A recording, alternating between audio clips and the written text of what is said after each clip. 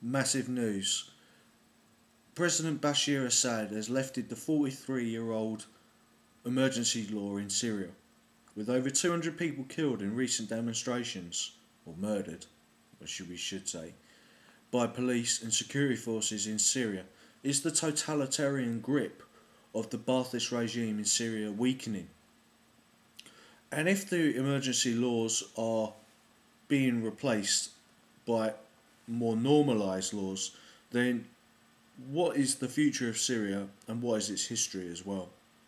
Well, the Assad family took it over from previous monarchies and tribes and developed Syria into a Ba'athist, which means socialist on the Saddam Hussein way of developing socialism, totalitarian socialism,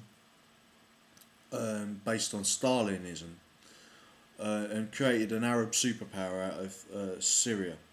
The Syrians have fought many wars with the Israelis as their neighbours and have an alliance with Iran, and have developed a relationship with Hezbollah where they control Hezbollah by threatening the families of the members of Hezbollah. So you're getting the gist of what I'm saying. Syria is a very nasty regime and a very nasty group of people. The Syrian regime, that is. But the Syrian citizens, have, like many Arab peoples throughout the Middle East and North Africa, have asked for democracy. Now, Bashir's comments are quite Bashir Assad's comments are quite interesting, because he said the police are there to protect the protesters, but we are not equipped to protect the protesters because of our previous security framework, which meant that the police were armed in the same way as soldiers were armed for internal security to prevent the regime from falling. They're not armed to actually protect people in the way that the metropolitan police are. Although with the death of a protester in the anti-globalisation protests in London, a Millwall supporter by the way, that was perhaps not exactly protecting the public, the metropolitan police that is, in that particular officer. But the Syrian police are overtly totalitarian. They're armed with Kalashnikovs and dogs and tear gas and water cannon, all to protect the regime. Now, what we must do is to help the Syrian people as much as possible, with the European Union and perhaps the United States taking a less forthright view, because given that the United States and Syria only normalised relations between themselves recently, and that's still a very fragile situation.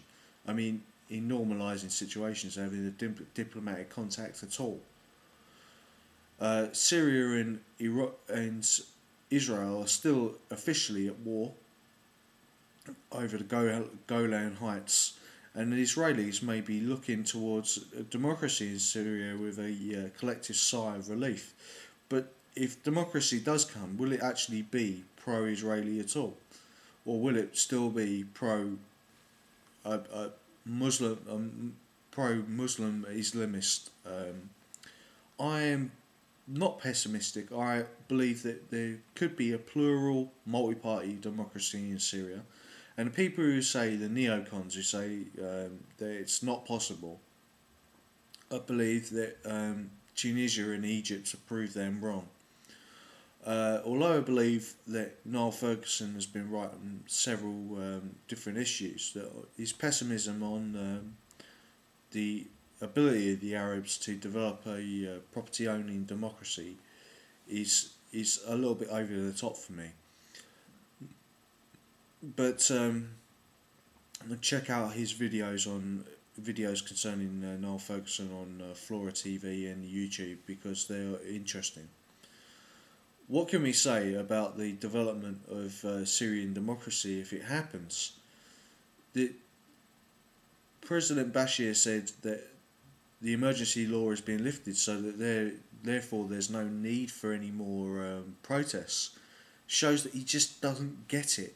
That democracy is all about protest. It is all about the responsiveness of the government or the leading organisations and institutions and firms and different citizens towards each other. It's a response to each other and their wants and needs and ability to express themselves openly.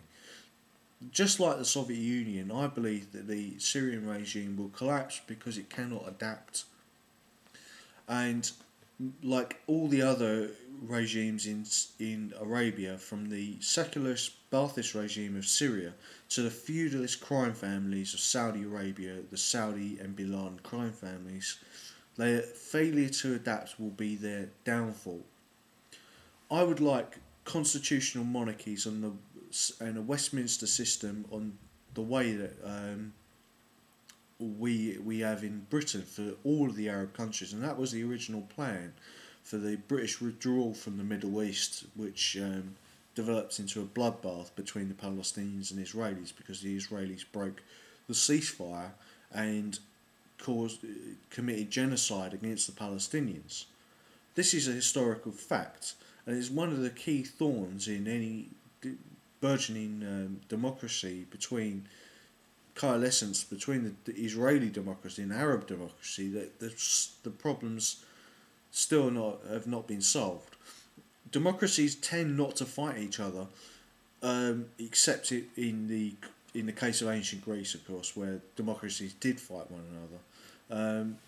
But generally speaking, democracies are said to not engage in warfare against each other because they have similar ideals and similar philosophies. Can radical Islam be defeated by radical democratic Arab forces, nationalist forces basically? I believe it can.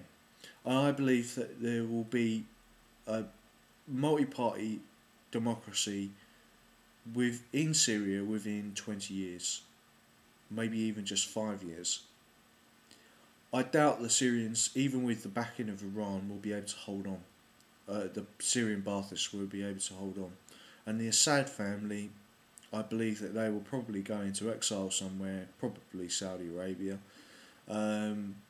or some other country that's friendly to them, or maybe Western Libya, if such a entity arises from the failure of the NATO to get rid of Gaddafi. But I believe the Europeans will eventually achieve this, and so there will be very little where for Assad or Mubarak or Abu al-Din, I think his name was, in Tunisia, to go, except for Saudi Arabia, where the Americans will back the Saudi royal family and up to the hill, unfortunately. But even this is waning. I believe that the Obama regime, and also if Donald Trump gets in, who is very pro-Israeli, that this will also fade and the Saudis will be in big trouble.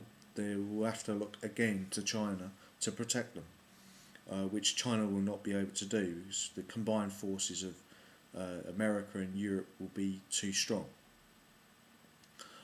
But overall, I'm very positive about Syria. I believe that this is, when that regime goes, it will make all of Arabia and North Africa much more European, leaning towards Europe and North America as well. Thank you for listening, and please subscribe if you've enjoyed this talk. Thank you for listening. Bye.